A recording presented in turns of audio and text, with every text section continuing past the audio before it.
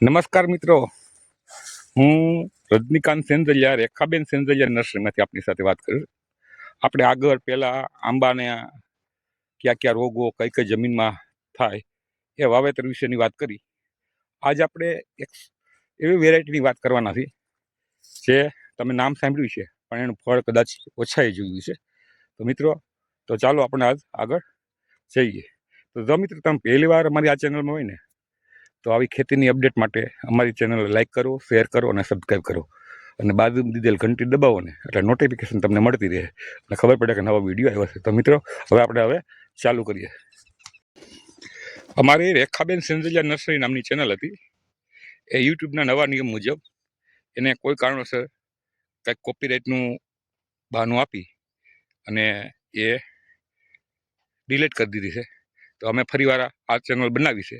એમાં અમારે 50 લાખ વ્યૂ હતા અને સબસ્ક્રાઈબ પણ ઘણા હતા.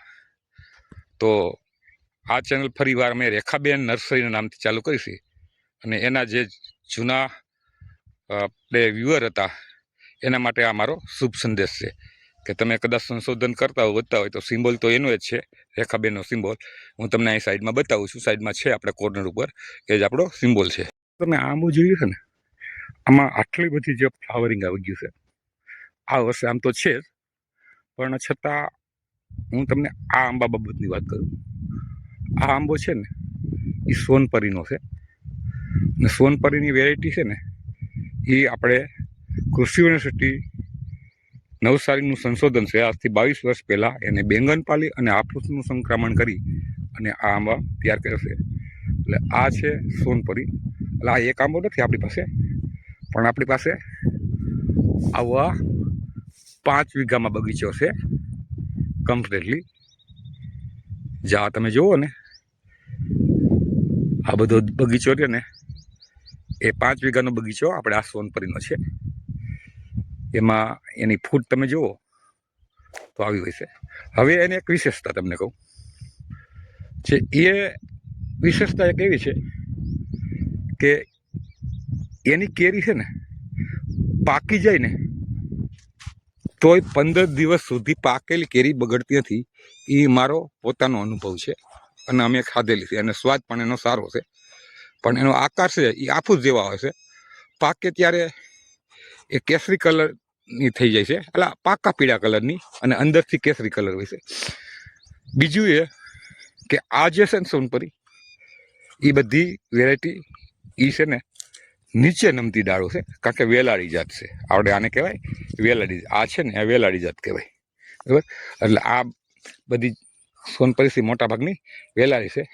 અને એને આપણે અહીંયા બાંધીને રાખી હતી એટલે બધા ઊંચા થઈ ગયા છે.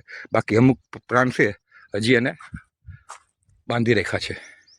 તો મિત્રો, આ છે આપણે સોનપરીનો બગીચો, તમે જોઈ રહ્યા છો. તો એની અંદર 3જા વર્ષે ફળ આવ્યું છે. અને એનો જે મેં તમને એક ફાયદો પણ જણાવ્યો કે 15 દિવસ સુધી એ ટકી રહેશે. આ રેખાબેન સેંજલિયા નર્સરી પરબ મંદિરની સામે જ છે.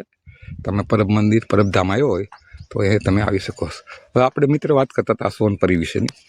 આ સોનપરી છે એ વેલાળી જાત છે, મેં તમને પહેલાં કીધું. પછી એના અવગુણો હોય છે અને કોઈ સારા ગુણો હોય છે, બરાબર.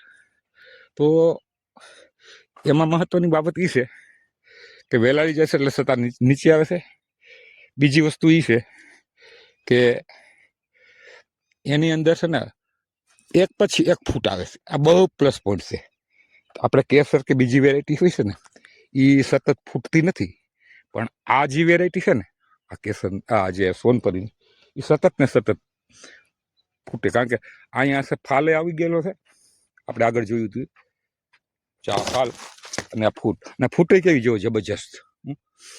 સેજ કાળજી રાખીએ ને તો આ એક કમાણી તરીકે સોનપરીનો બગીચો કરવા માટે છે. હવે બીજું કહેવાનું એ કે આ અત્યારે ફાલ ફૂલ આવે છે અને આપણે આ પાયું છે, બરાબર. તો આને પાણી આપવું કે કેમ, એટલે એનો મોટો પ્રશ્ન હોય છે. ઘણા નિષ્ણાંત એમ કે પાણી અપાય નહીં, ને હું પણ કહું છું પાણી અપાય નહીં. પણ મિત્રો, આ સોનપરીની સૌરાષ્ટ્રમાં શરૂઆત છે, એટલે આના ડોકા આપણે ઘરાક પણ છે, નર્સરીવાળા છે, બહારથી ઘણી જગ્યાએ છે. તો આપણે જે ડોકા આપીએ તે સારા ક્વોલિટીના અને વૃક્ષ અપાય, એટલે ખેંચવાળા પાણી તો ડોકા લંઘાઈ જાય અને એને નુકસાની જાય. તો આપણે એને પાણી એટલા માટે આપ્યું. અને બીજું કે આપણે આ ઓર્ગેનિક ખેતી કરી છે, એટલે પારાની અંદર આપણે ખડ દાટેલું છે, આનું બધું નિંદામણ, અને એની અંદર આપણે પાણી આપશું એટલે આગળ તમને વિડીયો બતાવીશ. એટલે મિત્રો આપણે પાણી આપવાનું આ એક જ કારણ કે જે ડાળા લેવા આવે, જે ડાળા જેને આપવાના છે એ વ્યક્તિને નુકસાની ન જાય, એ આપણો ધ્યેય છે. એટલે એનું ડાળું જે છે એ વ્યવસ્થિત રીતે આમ કૂણું, ભરાવદાર અને મખમલી હોય ને, તો માનો કે જે આ બધા ડાળા છે મેચ્યોર થયેલ ડાળું હોય, પતલું થોડુંક હોય, બરાબર, પણ એ કમ્પ્લીટલી છે. આ મેચ્યોર થયેલ ડાળું છે, આ પણ મેચ્યોર થયેલ ડાળું છે, બરાબર. આવી રીતે આવા ડાળા જે છે એ કામ લાગે અને સારું એવી કલમ વળે, અને એ માટે આપણે આને પાયું છે. માનો કે આ જે ઉપરના છે ડાળા એ કમ્પ્લીટલી મેચ્યોર થઈ ગયેલા છે, બરાબર. આજે 3-4 ડાળીઓ છે આ બધી.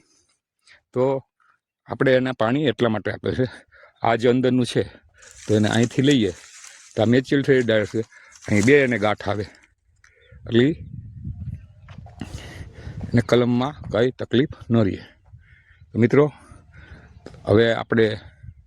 હવે પછીની માહિતી આગળના વિડીયોમાં આવશે, તો તમે અમારી ચેનલ લાઇક, શેર અને સબસ્ક્રાઈબ કરી દેજો.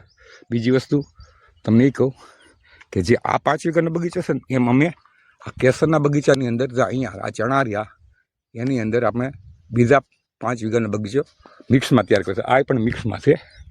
એટલે મિત્રો આવા અવનવા વિડીયો જોવા માટે અમારી ચેનલ શેર કરો, લાઇક કરો અને સબસ્ક્રાઈબ કરો.